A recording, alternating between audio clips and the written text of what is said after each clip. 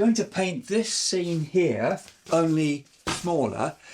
This is a demonstration painting done for a group of artists, and it took about 2 to 3 hours, something like that. Only we're going to paint it smaller. So let's get started. I've already put some colour, some water onto the sky. So we're going to have the cadmium red going into the sky along the base, and then we're going to put the cobalt blue coming down from the top, so they both meet in the middle.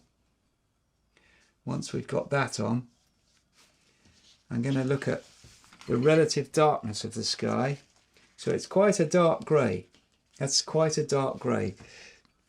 Judging these greys is the biggest thing, trying to get the greys strong but not too strong. So I want it strong but not too strong. Why? It's going to cast light on the land. There's the cadmium red. That's enough. It's enough of that.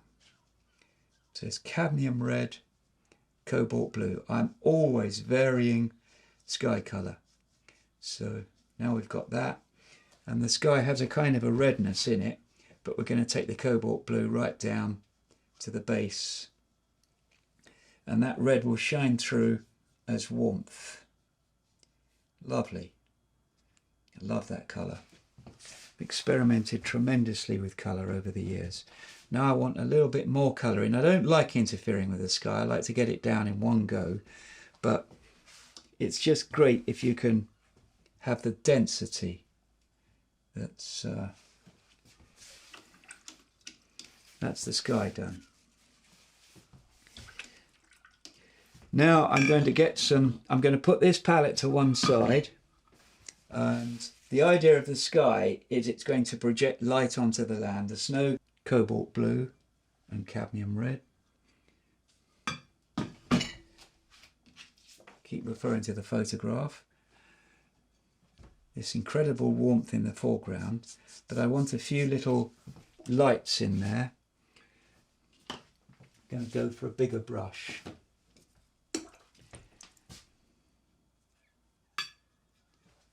Here we go, bigger brush, much easier. So that's coming across into the foreground, and it's a pinkish look to it. There we go. And I'm going out to that field edge out there, straight into the tree. I don't want it stopping here, so I'm going to brush water across there, and now I want to just make it a little bit strong.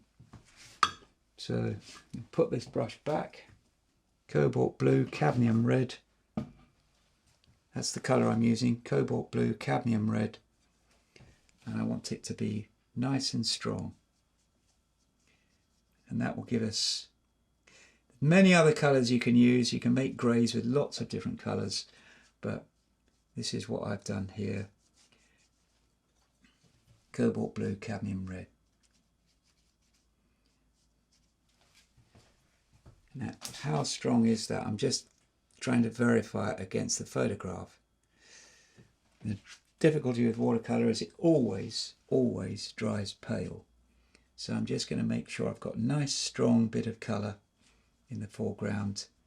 Sometimes you get it spot on, sometimes not. But this is going to be in the ballpark. Now, in the distance, getting a little bit more neutral, that is, let me do this, less red, more blue. We're going to put some very pale streaks across these fields. There we go, like that. So the streaks of light within these pale streaks of colour, and I want the warmth. This is not where the whole land is covered in snow. This is when the thaw has set in, and this is when snow is at its most interesting. The next day after this, there was hardly any snow at all. It was almost all gone. So that's the snow on the landscape. They've done this pale pink. And we'll just put some texture into the barn roof.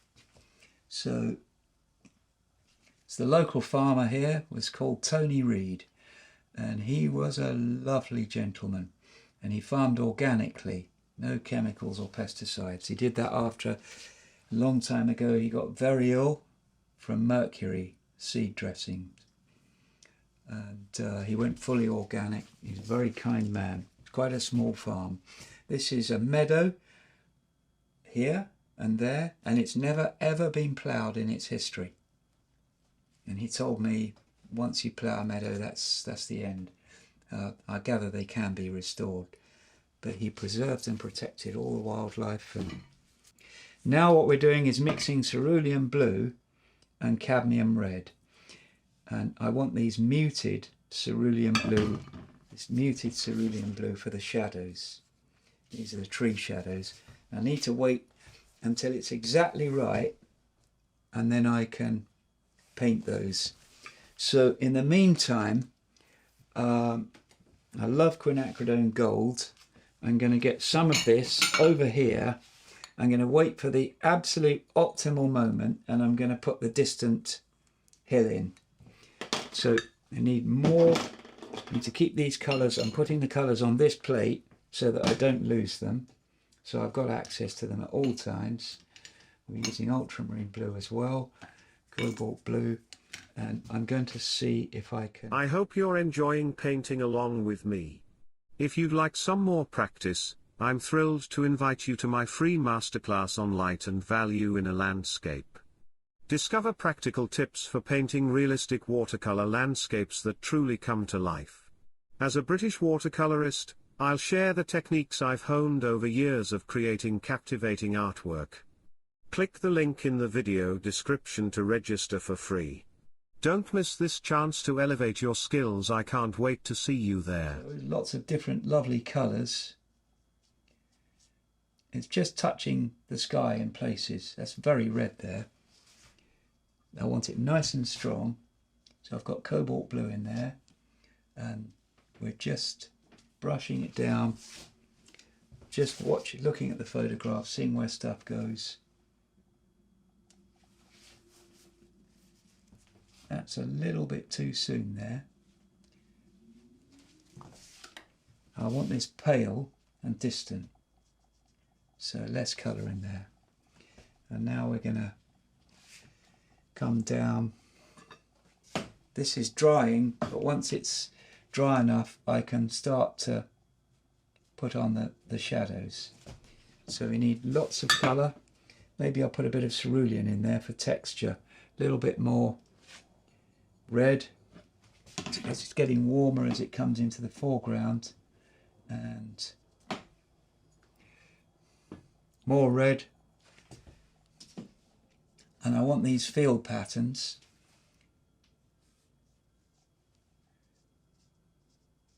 So I'm leaving a few lights for the field patterns. The faster this sort of thing is painted, the happier it will be.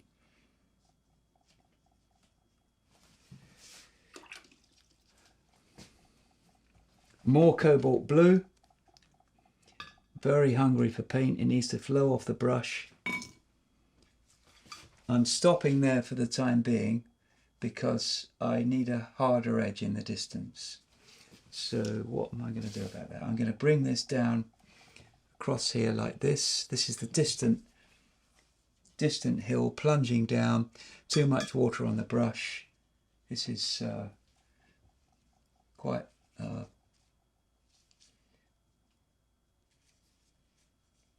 there. That's coming down to there. I've got another row of hills in the distance there. Now we come into the foreground. I've got my distant trees. I'm looking also at my reference image. So I'm going round the tree there. I don't really want paint in it, but that goes with the territory of this kind of painting. So now I'm trying to paint around this distant field. It's leaving out lights. I'm going to do it like that, and then bring that forwards, talking through it. There's the ragged edge. So fields have a ragged edge. Fields in woodlands, this is the Surrey Hills, a part of England consisting of a large number of ridges. And just want to paint those trees across there. Straight field edge. I'm hoping not to get any dry lines, but there is a dry line in there. Any back runs in cauliflowers are a bonus. Cauliflowers is where a wet wash has advanced into a damp wash. So there we go. Now I need to bring it down into the foreground, and we're ready. This is quite a game because you're doing two things at once. So I'm wetting this edge to prevent a hard edge forming and adding a lot of water. Now I want to put in the field shadows. Cerulean blue, cadmium red. Very, very blue. Take a risk. Do it this cerulean blue. So it's beautiful sky colour. I'm using the photograph as the reference. Strong cerulean blue. Look at that one. It just goes straight out there. And it goes actually right up to three-quarters of the way down the field. And they can go across. There's wonderful crisscross effect of shadows. Love shadows on the fields. So we needed to do that while it's still wet, so these shadows can just spread and play about, and they're going up and over the bank, the distant bank there. And fortuitously that's dried first because I need hard focus shadows. This is one of two beautiful trees. Not sure I quite got the angle right, but the main thing is speed, not correctness. So there's our shadow from those trees. Hard focus, that had dried. Every single time you ever did this, it would come out differently. And I've returned to this subject. It was within about a 20-minute walk of where I lived and I was brought up. I used to walk past this view and think nothing of it, and I never spotted its potential. And then I started to paint it. Right, now we need to finish off the woodland and define the barns with it. So we've got cadmium red, quinacridone gold. We dump this, don't know if that's visible in shot, but we literally dump that in there. I've got a spot of paint on the barn roof I don't want because it's all light. This was Farmer Tony Reed's concrete barn. He used to keep his sheep in here. He loved that barn. It was a prefab barn built probably in the 50s by a firm called Atcost, and their barns are everywhere. And leaving some lights, even if they're not there. Now I have to be very careful. It's much easier to do an edge like this from the outside. I'm doing it from underneath. The ideal is to go on top, turn the painting round and go and do it from on top. So this barn here, I know that this barn, this was the great barn, the massive barn, where they winnowed all the wheat every winter. There are 3 parts, 3-bay barn, standard item, always facing north-south, so the east wind would blow through. One thing I love about the countryside painting it is I like to know a little bit about what I'm painting, and of course I knew the farmer and he taught me a lot. Right, I've got that landscape there, those trees. I've been in those trees there photographing the river. The River Tillingbourne runs along there. In medieval times this was a very rich manor and it was always owned by kings, but from Victorian times it got very poor.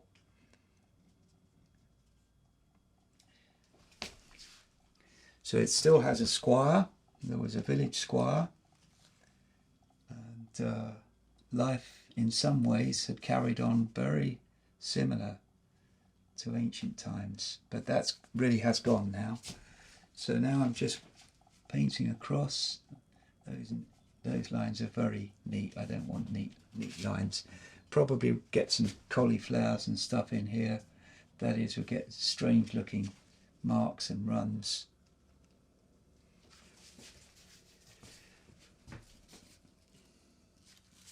Now, can I get away with painting back into this?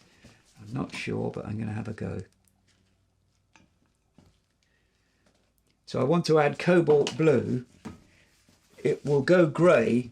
It will add a bit of distance. So I'm going to just put these stand of larches, I think they are. There's a lot of fir tree plantation going on.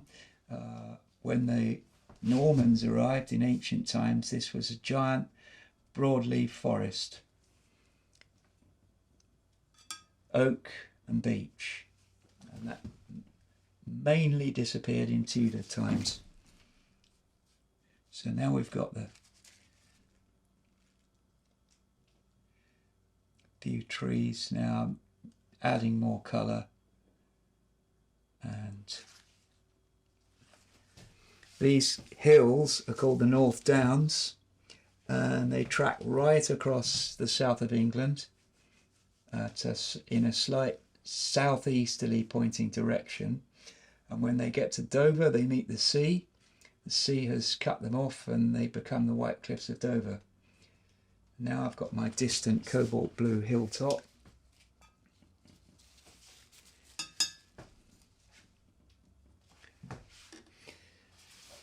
It's interesting, we're painting white snow.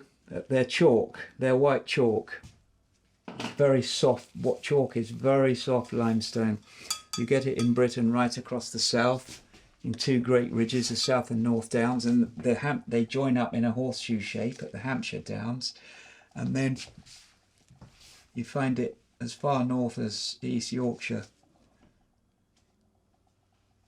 And there we go.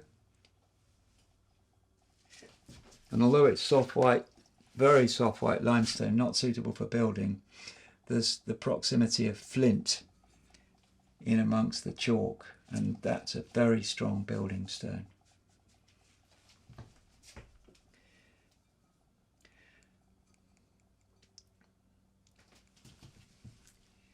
Now I need to mix more paint, and I've got cobalt blue here, cobalt blue, and a little bit of cadmium red to make it dark. And I just want to get this mix of colours in, and so we get this effect of banding, bands of colour spreading across. I'm just going to look at it in the mirror. I've got hard edges I want to get rid of, here and here. There's a very famous English watercolour painter who lived within a few hundred yards, a few hundred metres of this place, Edward Wesson, and he mastered the art of the fast, very lively landscape.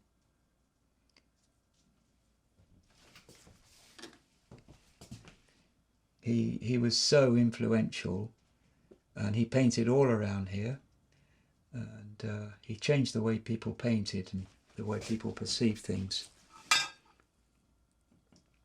He used a limited palette, which I think was said to be raw sienna, burnt sienna, ultramarine blue.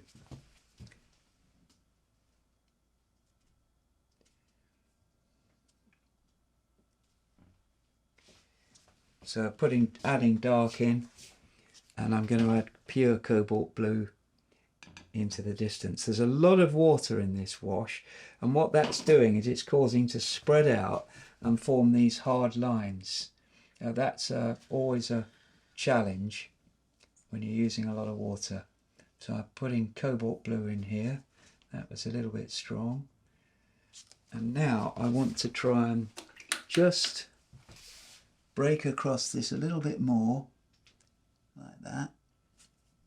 that line is the near line, and that will be delineated by the top of a woodland. So I'm getting rid of that. So the near side of these field spaces are ragged from the treetops. The far side, they're always straight, and look where they go along the field edge. So I've left a few lights there. Once that's dry, I'll start the tree. Those are hard edges, but they won't matter because the tree is dark there.